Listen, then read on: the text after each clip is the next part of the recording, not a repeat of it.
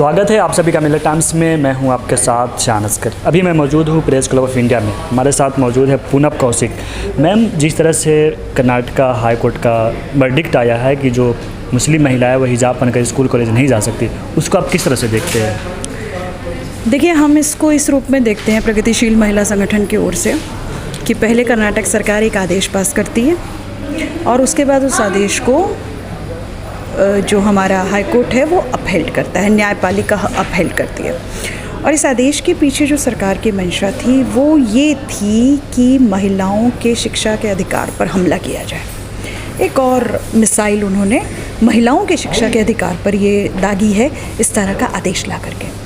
और कर्नाटक सरकार की जो एक और मंशा थी, जो सबसे बड़ी मंशा थी, वो ये थी कि इन लड़कियों को, विशेषकर मुस्लिम लड़कियों को, एक अदर, आप अन्य हैं, आपको अपनी आइडेंटिटी को इस तरह से बचा के रखना है कि उसके आइडेंटिटी के ऊपर जो हमला हो, और आपको एक फंडामेंटलिस्ट के और ज़्यादा उनके चंगुल में फंसा देना, अदर्स कर देने वाली जो पूरी एक मंशा है, उस नज़र से ये लेकर आए। क्योंकि ये खुद आरएसएस जैसे संगठनों से गवर्न होते हैं, और आरएसएस जो कि धार्मिक कठमुल्लावादी संगठन है, जो कि भारत की जो हिंदू ऊंची जाति की लड़कियां हैं उनके ऊपर जिस तरह का हिंदुत्व थोपता है, और जो इनका हिंदुत्व है वो है उच्च जातीय पितृसत्तात्मक अहंकारवाद और हिंदुस्तान को कॉरपोरेट के हवाले कर देने वाला, जो महिलाओं के अधिकारों पर वैसे ही बहुत ज़्यादा चोट करता है। आज हम देखते हैं हिंदू लड़के लड़कियां जब वैलेंटाइन डे के ऊपर घूमते हैं तो यही बजरंग दल के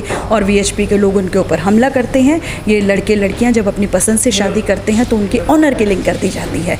तो मैम, ये आज मुस्लिम लड़कियों को टारगेट किया जा रहा है, कल किसी और लड़कियों को टारगेट किया जाएगा, तो क्या लगता है क्या वजह है कि जो खासकर लड़कियों को टारगेट कर रहे हैं? देखिए, यही बात है, आज मुस्लिम लड़कियां इनके निशाने के ऊपर हैं, और मुस्लिम लड़कियां इनकी विशेषकर किरकिरी इसलिए भी बनी हुई है क्योंकि पिछले 2 साल से हिंदुस्तान की जो शाहीन बाग का आंदोलन था, जो NTCA के खिलाफ आंदोलन था, वो क्या आंदोलन था? वो ये था कि मुस्लिम लड़कियां, मुस्लिम महिलाएं पूरे देश के अंदर निकल करके आई कि हिंदुस्तान का संविधान जो भारत की विविधता की रक्षा करता है उसके ऊपर हमला करता है। तो ये उस तरह से उनकी आँख की किरकिरी बने हुए थे कि क्यों ना इन लड़कियों के पढ़ने के अधिकार के ऊपर ही हमला कर दिया जाए। आज यूनिफॉर्म के नाम पर हिजाब तो केवल एक बहाना है, इनकी असली निशाने पर मुस्लिम लड़कियों की शिक्षा है, क्योंकि अगर लड़कियां पढ़ेंगी तो वो बोलेंगी। और केवल मुस्लिम लड़कियां नहीं, आज मुस्लिम लड़कियां विशेष निशाना है, परंतु इनके निशाने पर तो पूरी की पूरी लड़कियां ही है। क्योंकि आज आप एजुकेशन का जो कॉर्पोरेटाइजेशन कर रहे हो, उसकी वजह से न्यू एजुकेशन पॉलिसी जो आप लेकर आ रहे हो, वो और ज़्यादा लड़कियों की शिक्षा को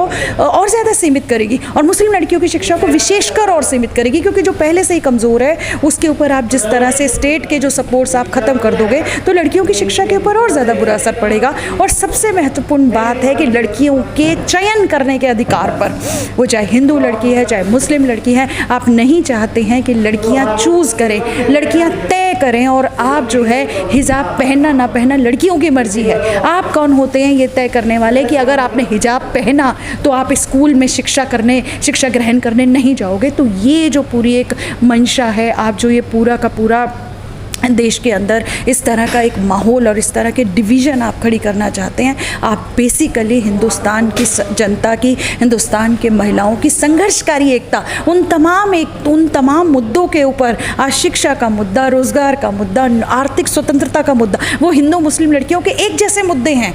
आप उनके ऊपर नहीं चाहते हैं कि लड़कियां मिल करके पितृसत्ता का विरोध करें। आप उनकी इस एकता को तोड़ने के लिए आप इस तरह से आप लड़कियों को धर्म के नाम पर और विशेष टारगेट आप कर रहे हैं। मैम, आप एक वकील भी है, लेकिन जो संविधान में फ्रीडम ऑफ रिलीजन है, आर्टिकल 25 सबको अपने धार्मिक अधिकार देता है, तो क्या लगता है कि ये संविधान के दायरे में है या नहीं है जो अभी हो रहा है कर्नाटक? नहीं, देखिए, ये तो है ही, बहुत सारे कानूनविदों ने भी अपनी स्टेटमेंट भी जारी की है, और ये तो है ही कि कोर्ट ऑफ लॉ को तो कॉन्स्टिट्यूशन को इंटरप्रेट करना चाहिए था। ये जो असेंशियल रिलीजियस प्रैक्टिस वाला बात है, इसको उनको नहीं देखना चाहिए था, ये उनके दायरे में नहीं है। और सबसे महत्वपूर्ण बात है, उनको ये गारंटी करनी चाहिए कि कॉन्स्टिट्यूशन जो कि फ्रीडम, मतलब आप किस तरह से रिलीजन को अपनाओगे, रखोगे, आप किस तरह से आप रिलीजियस आइडेंटिटी को किस रूप में आप रखोगे, नहीं रखो, ये किसी व्यक्ति का अधिकार है।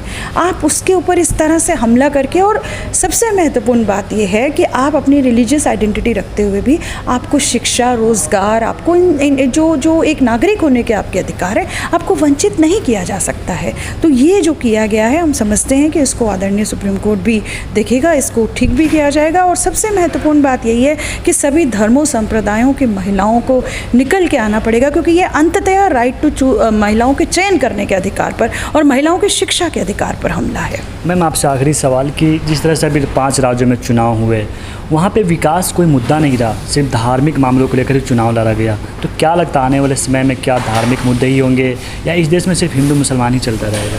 देखिए, यही सवाल है, यही चुनौती भी है महिला आंदोलन के सामने कि आज बेसिक मुद्दों के ऊपर, आज पितृसत्तात्मक रवैयों के चलते जो महिलाओं के ऊपर हमले किए जा रहे हैं, आज आप देखिए ना, लड़कियों की शिक्षा और नौकरी, पहले हम देखते हैं लड़कियों को पढ़ने के लिए और नौकरी के लिए कितने ज़्यादा कष्टों को सामना करना पड़ता है।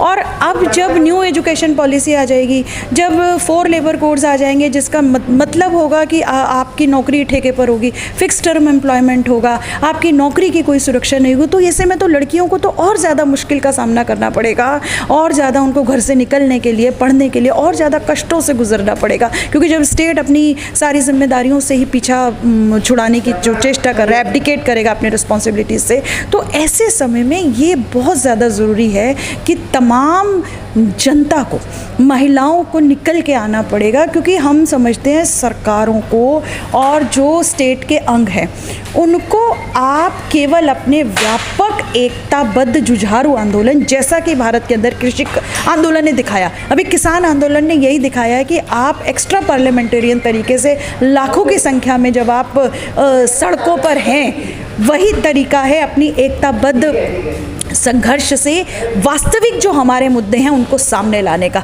तो शासकों की कोशिश रहेगी, ये फांसीवादी मुहिम है मोदी सरकार की, इनकी पूरी कोशिश रहेगी जनता की एकता को विभक्त करने की, और जो वास्तविक मुद्दे हैं उनको मुद्दा न बना करके जो गैर ज़रूरी मुद्दे हैं उनमें ही जनता को उलझाए रखने की। और यही हम जनता के सामने और जनता के जो संघर्षकारी संगठन हैं उनके सामने यही चुनौती है, जनता को वास्तविक मुद्दों के ऊपर संघर्षों में सड़कों पर उतारना। मैम, आपसे आखिरी सवाल एक और कि जो महिलाओं को जिस तरह से टारगेट किया जा रहा है, तो उसमें तभी तो मुस्लिम महिलाओं को टारगेट किया, लेकिन जो हिंदू महिलाएं का मुस्लिम महिलाओं के साथ है, अब आप एक वकील होने के नाते आप एक महिला संगठन भी चला रहे हैं, तो जो महिलाएं हैं वो उसके दिल में कहीं ना कहीं डर बैठ रहा है कि पता नहीं इन फ्यूचर क्या होगा, उनको आप क्या मैसेज देंगे, क्या संदेश देंगे? हम यही कहना चाहते हैं मुस्लिम महिलाओं को भी, विशेष करके मुस्लिम महिलाओं को, कि आपके हिजाब पहनने या न पहनने की ये आपकी मर्ज़ी है। और भारत की महिलाओं को हम आह्वान करते हैं, और सारी महिलाएं जो अपने राइट टू चूज़ को अपहेल्ड करती हैं, हम आपके साथ खड़े हुए हैं। हम आह्वान करते हैं कि हिजाब पहनना या ना पहनना ये आपकी मर्ज़ी है।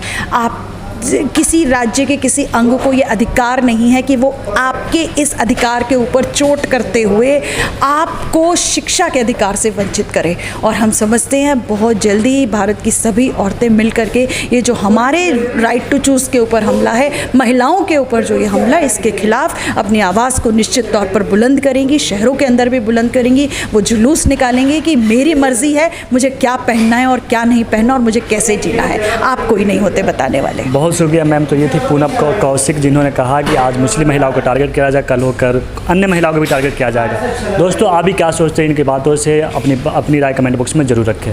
हमारी वीडियोस देखने के लिए बेहद शुक्रिया। मिल्लत टाइम्स की खबरें पढ़ने, सुनने और देखने के लिए गूगल प्ले स्टोर से ऐप डाउनलोड करें। यहाँ आप उंगली की क्लिक में पढ़ सकते हैं 4 ज़बानों में न्यूज़, उर्दू, हिंदी, अंग्रेज़ी, बांग्ला। आप ऐप पर मिल्लत टाइम्स की वीडियोस भी देख सकते हैं। अगर आप YouTube पर देख रहे हैं तो रेड बटन को दबाकर चैनल को सब्सक्राइब करें और बेल आइकन ज़रूर दबाएं। फेसबुक पर देख रहे हैं तो पेज को लाइक और फॉलो ज़रूर करें। ट्विटर और इंस्टाग्राम पर भी मिल्लत टाइम्स को फॉलो करें। मिल्लत टाइम्स की स्टोरीज हासिल करने के लिए टेलीग्राम और व्हाट्सएप पर बराह रास्त हमारे साथ जुड़ सकते हैं। हमारे काम से आप मुतमईन हैं तो इसे जारी रखने और मजबूत बनाने के लिए हमें सपोर्ट करें। स्क्रीन पर दिख रहे और डिस्क्रिप्शन में दिए गए अकाउंट नंबर पर मिल्लत टाइम्स को अपनी रकम भेज सकते हैं।